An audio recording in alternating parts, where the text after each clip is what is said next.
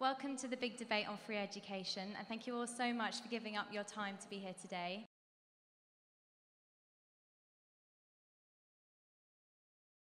Just to the left-hand side of the table here, the suggestion was made earlier that qualifications of a more less academic standing should be still available free, paid, what's the word I'm looking for?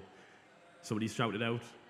Apprenticeships, rather. So the paid apprenticeship should remain sort of available to students or people who want to go on to higher education, but that higher education here at an academic institute like Leeds University should be made somehow priced. Now, what I'm asking you to do is now defend the position that you're suggesting that working class students who decide not to go into university to hold a debt of £50 or even £20 or even £5,000 should in fact go into some sort of manual labour. Bradley, would you like to answer that? Yeah, I think what we're hearing from the audience on both sides of the table is that we want higher education to be more accessible and we want to widen participation. I completely agree with that, but I don't think free education is the answer to that at all. What we're seeing with the free education debate is not that it's more accessible or that more people from lower end backgrounds are able to come to university. Free education actually flips that on its head and makes it easier for those from higher, wealthier backgrounds to come to university. So what we've heard is that basically the university system at the moment doesn't discriminate certain types of people. The Independent Commission on Fees say that if you're a working class person, specifically a male from the lowest 40%, you're 3 times less likely than a male from the highest 60% to go to university. And there are loads of stats to kind of support that. Getting a lot of questions on Twitter on how those proposing free education, probably in their response to everything that we've heard, how would they pay for it in an ideal world? We spend about £40 billion on defence, but we're saying that basically the university is accessible to everyone as long as you can afford it. And that to me seems wrong. I think it should be for everyone.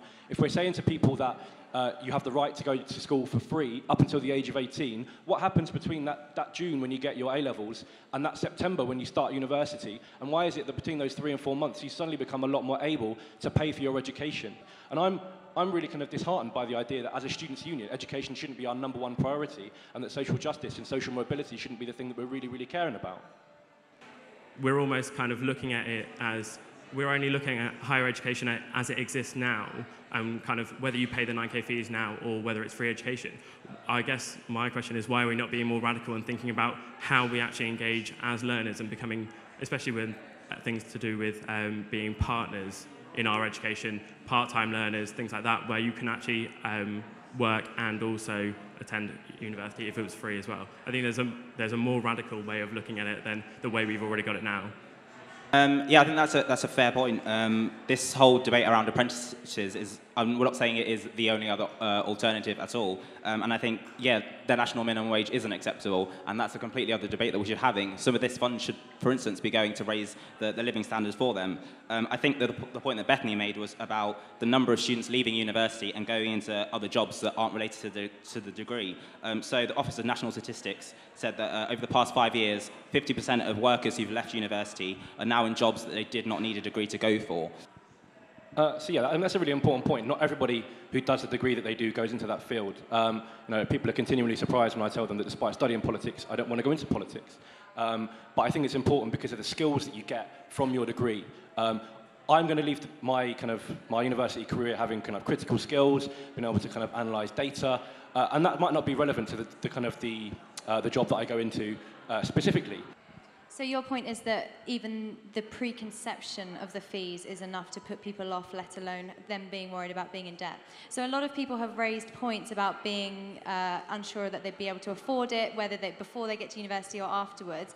So I'd like to ask both the panel and the audience, if the fees were to be lowered again to, say, £2,000, would that appease you? Would that appease the panel? Would that appease the audience? My belief is honestly that we should be providing a free education service, and that should be all-encompassing across different aspects of education, from universities to apprenticeships, primary education, everything. We need to we need to implement a quality and free education system. To just know exactly where you would intend for free education to come from. If education is free for the student, then it is being paid for by society.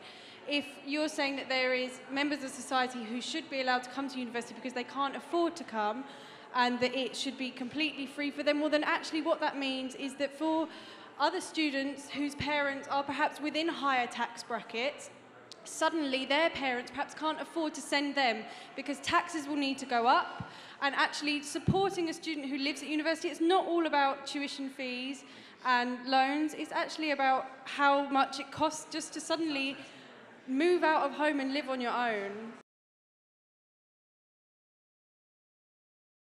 I think if we want this government to make sure that all of our members of society have a basic standard of living, then we should be focusing our resources at literacy and numeracy in schools, looking at the standard of living that we give through minimum wage and alternatives are coming to higher education. I think in terms of choice that we want to give our graduates, whether that's in art degrees or when they come here to study anything, I think what we need to look at is that the university model at the moment, they're already shutting down courses that aren't financially sustainable. So us saying that we want to just keep this wide variety of courses isn't realistic in a free education world. They will limit the number of courses that they do to the ones that they can do cheaply and the ones that they can profit off.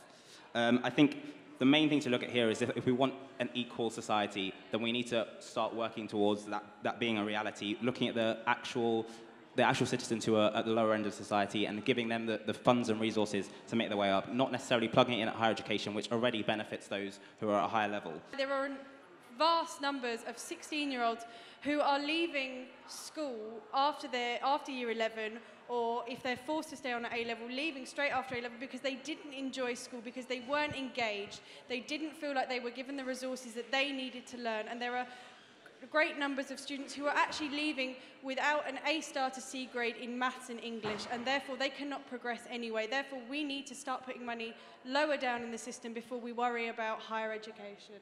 What we've heard from the no side is a very kind of narrow reason for why we can't do it. We're not. This is kind of a big issue in a much, much bigger kind of spectrum of issues about education and where we prioritise that in terms of our national budget and where we go going forward. I think higher education is probably the most unjust part of our education system at the moment because it is so criminally inaccessible to certain types of people. And I think it's the perfect way to start an education revolution, essentially, by making higher education more equal and more diverse by making it free. If we're striving for an equal society, people need to be able to follow their aspirations and should not be deterred by costs. Education is something that pays for itself. We simply would not have growth. We would not have Trident if people weren't educated, we did not have the skilled labour to put these in practice. There's not very much to say except we've heard a lot from the anti-free education side about how it's unrealistic. It's the grim reality of the argument is it's unrealistic and it's hard to do and there's too many logistics and how would we fund it? I just want to draw your minds to Germany, which is a country with quite a similar economy to Britain. It's also controlled by a conservative government at the moment, and except the only difference is that last week they abolished tuition fees. They said that they should have free education, and that was the result of about a decade actually, of campaigning by student groups and non-student groups to say that education should be free, and they've done it in a very similar country, so that's how it's realistic. Overall, I think we can all agree that we're dissatisfied with the current system of education. All of us feel that it's too expensive overall, but it is a very controversial issue, and I think both sides are in consensus that we just want more funding to be given towards higher education overall, so at least we can agree on that. Thank you.